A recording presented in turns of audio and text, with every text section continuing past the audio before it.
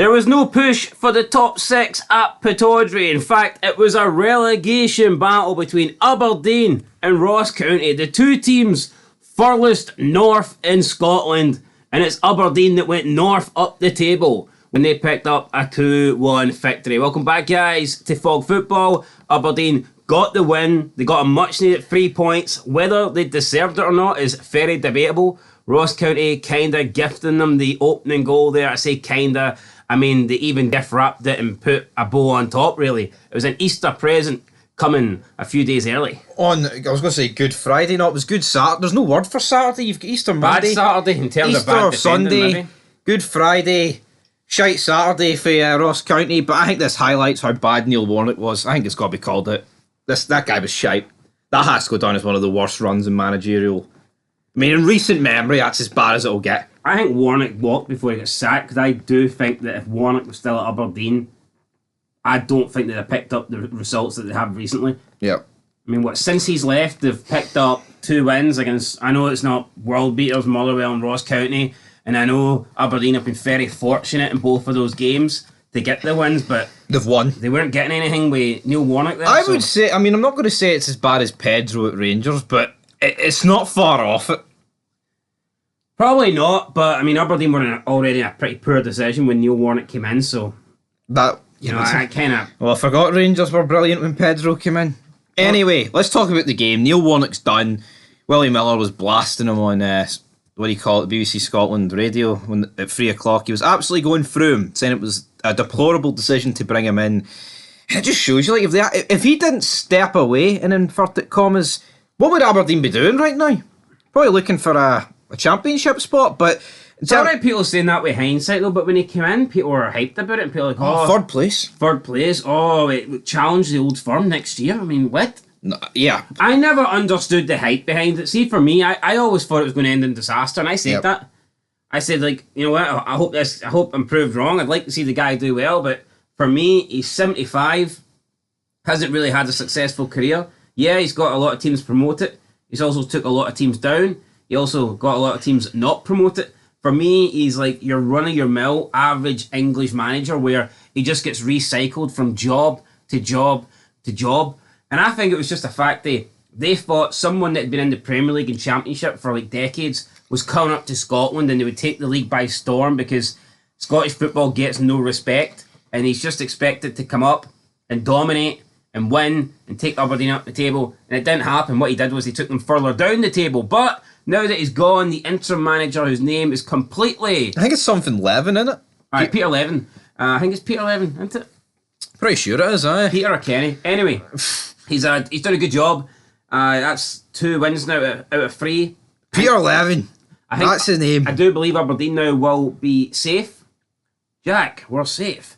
Godspeed, Jack. I think that's what's going to happen now, because I believe Ross County could still catch Aberdeen. I just don't think St Johnstone are good enough. I don't see St Johnstone. They're currently, 5 points behind Aberdeen.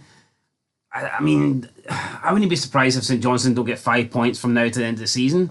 Never mind, make up 5 on Aberdeen. So, yeah. I mean, who knows? When we get into the bottom 6 and all those teams are playing each other, then if you have a bad run once the split starts, then you can very well. It's 6 pointers every week. Yeah, so unless you're playing Livy, because that's not really that's an 8 pointer. But let's talk about Miovski's goal. Disaster. Junior Hoylett gets an assist. What are Ross County doing? It's awful for them all. Watching the highlights, I knew that Miovski was going to score here. And Miovski's good, and I'm thinking this is a tight angle. Miovski's going to have to do something really great to get this one in. And he does the worst thing ever. Hits one of the worst shots you'll see, and it scuffs underneath the Ross County player's legs, nutmegs him. The Ross County player on the line tries to clear it, and he smashes it into his own net. So, yeah, really poor. It was really poor. I mean, there's just no excuse for this. If you're going to clear it, I mean, like we've seen in the Rangers game, with Tav's first goal, there was loads of pace on it, so that's forgivable. There's nothing on it. He could stop it. There's that amount of impact on it, man. But he just boots into his own net. Horrendous. And Aberdeen, it just sums up Aberdeen, this shitey goal, doesn't it? It does. Aberdeen, mince. It is absolutely. But it's a goal nonetheless that got them lead. No, it is. Ross County do equalise via Simon Murray, Dehanda, future Hearts man, grabbing the assist here. It was just pretty poor. Simon Murray's been a good signing for Ross County. It has been. That can't be denied. He's done a good job. He has been, but what cannot be a good signing for Ross County was the guy that missed the open net. Now, it looked like it could have been offside, but come on. Well, you have to score it and then give VAR that decision to make. Yep. What you can't do is fucking miss it and Cyril Dessers in disguise, I suppose. And give VAR no decision to make. But Ross County were creating the better chances. They had more shots on target, higher expected goal ratio.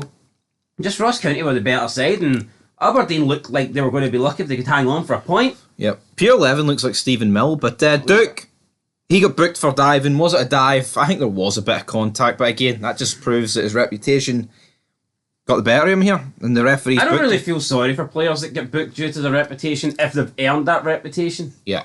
Now, if they're not a diver but they've somehow earned it, then I feel sorry for them. But I mean, if they've known for diving in the past, and then the referee's less reluctant to give them things, and more reluctant to like more obvious or more likely to give them a yellow, then that doesn't bother me. Yeah, I think you deserve what you get. Like, you know what I mean? If you create that sort of reputation, then it's only, you know what I mean? Like, all I would say is, right, I mean, if you're a criminal, if you commit crime, and then people want to be wary around you, then that's fucking on you. It's not their fault. You're right. So not that Duke's a criminal. No, but I'm not saying he's a criminal, but I'm saying he is a diver. So fuck, if the referee is more willing to believe that it's a dive than a foul because Duke's got a history of diving, see with VAR though, right? They could clearly say to him, as he's giving him the yellow, here, no, you actually connect it with him, just change your decision. Why can't VAR be used like that though? And see when someone does dive, why can't, like, what was that guy against Scotland? He plays Gakpo. Why isn't VAR sending him off? Yeah, but like, I'm not saying going to a big review, right? But like you say, that wouldn't take long. Why can't they just say, unless it's a clear dive? Why do the simplest decisions, right, take like 10 minutes? No, it's a mess. That's what it is. See, unless it's a clear dive, I think VAR should say to the referee, nah, don't book him. Yep.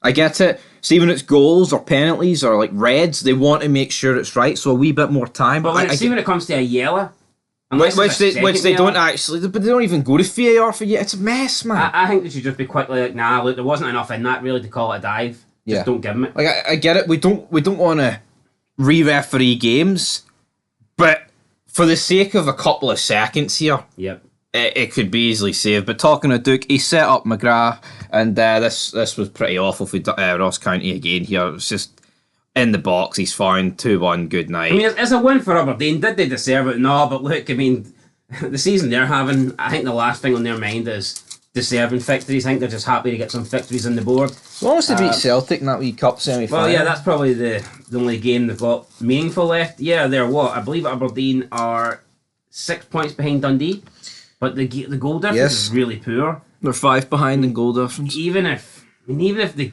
won their next 2 games, they would need Dundee to lose their next 3, and then Aberdeen. What I would say is, if Dundee did lose their next 3, the fact that Rangers is one of them, Aberdeen could probably make up that goal difference. But that you're requiring Aberdeen to win their last 2, Hibs to lose their last 2, or at least lose 1 and draw 1, and then Dundee to lose their last 3. I mean, Aberdeen mathematically can get top 6, but it's not going to happen. No. And what's the point of it happening? They're pish.